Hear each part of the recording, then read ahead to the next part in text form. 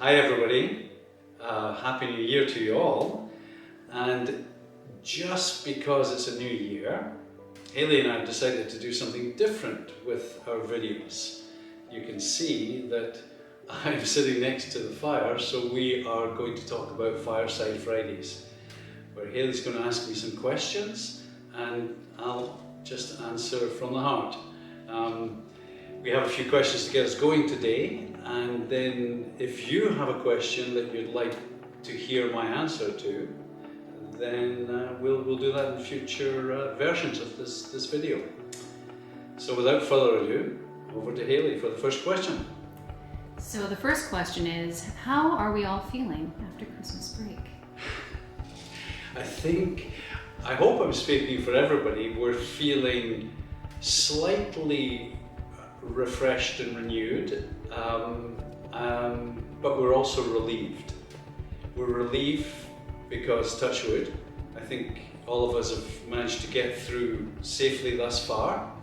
This whole situation that we're in, this bizarre situation that we've been in since last March, and we're relieved to be back at school, because I think we all know how terribly important it is to regain, or retain rather, as much of normality as we can in abnormal circumstances. And school, which is such an important part of these young people's journey, is really, really important. So. Excellent. So one of the points of a QMS education is, of course, a character education. Why are you so passionate about a character building education? Love that question. I think it's fundamental to what education is really about. Education is not about diplomas and pieces of paper and, dare I say it, marks. They're all just aspects of it, and in many ways they're steps along the way. But if we're building up the person, then we're actually giving a lifetime of benefit. So, as I'm fond of saying, the character you build is yours forever.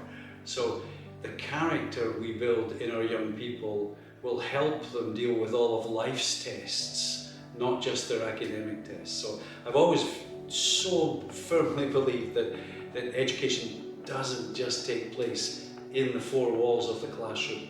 It takes place in all sorts of venues, and we know that if we step back and think of it, going up hills, pushing yourself in different situations, helping others.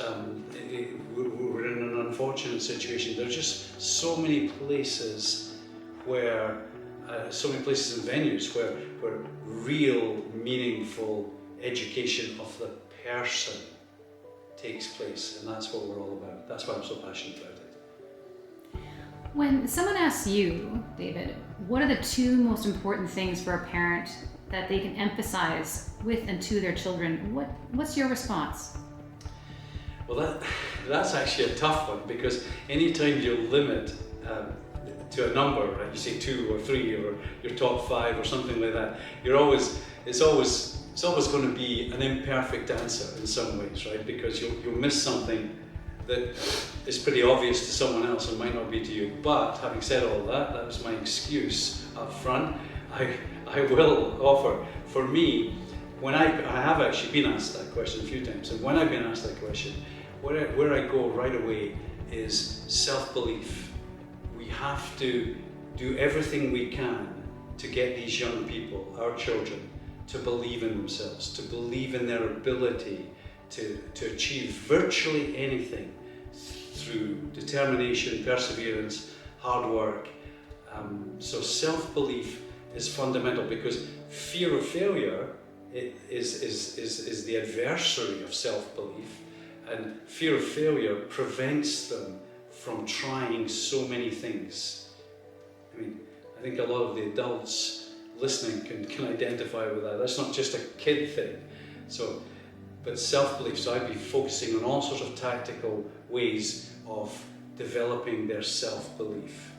So self-belief one, and kindness is the second one. because if they're practicing kindness, appreciating kindness, observing kindness, receiving kindness, giving kindness, then they're imbuing themselves with one of the most necessary traits for success, in my opinion.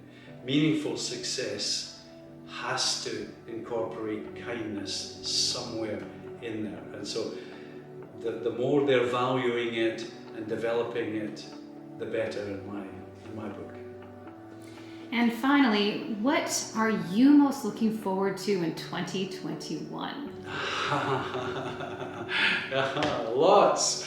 I think if I'll answer the immediate, I'm looking forward to tomorrow morning when I see these little shiny faces smiling and saying hi as they get out of the car at the Kiss and Go. It's just a joy, as you know, you've heard me say that before. So that's what I'm immediately looking forward to already, tomorrow morning. But larger than that, I'm looking forward to a time where we can interact with each other in the way that we've become accustomed to over the years, where we can have functions, where we're learning more about each other, we're interacting, we're socially moving around rooms with people there, we're introducing ourselves to people, learning more about them, they're learning about us, and we're having that sense of meaningful social interaction, because at heart, as you all know, we're social beings, right? Now, we like to be, up to a point, I mean, we're all different, right? Some of us like time on our own as well, but we like to be interacting with people. So I'm so looking forward to that time where we can do that as adults, QMS adults, and where I can do it more with the students, because you know, one of the reasons I'm in this business as such, education, is because I've always really enjoyed working with young people, interacting with them. I get energy from young people, and hopefully you're able to give them something. And it's so much easier to do that when you can interact with them freely and in a more normal way, without our masks and so on. So that's what I'm really looking forward to, and it's coming.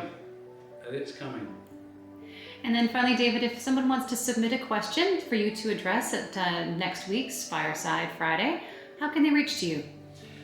Just email me at dbr@qms.bc.ca.